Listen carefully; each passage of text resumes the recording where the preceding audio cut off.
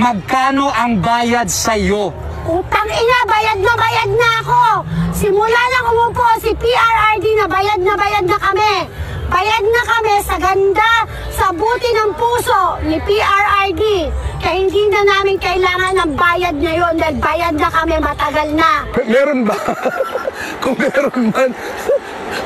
meron man, hindi ko tatanggapin kasi ginagawa ko itong tumatayo ako for Duterte dahil unang-una naniniwala ako sa kakayahan ng mga Duterte para mabago at maiahon uli ang ating bansa. Magkano ba?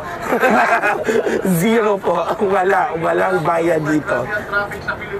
Talagang puso. Wow. Yes po mga kababayan. Ayan ang puso ng ating mga OFW. Karamihan po sa amin is na feel namin yung kaibahan ng Pilipinas nung siya na po yung umupo. Kaya doon po kami nagkaroon ng adhikain na makabalik ulit at manirahan sa Pilipinas. Kasi karamihan sa amin ay talagang ayaw na naming makabalik doon. Pero dahil sa kanya, ayun,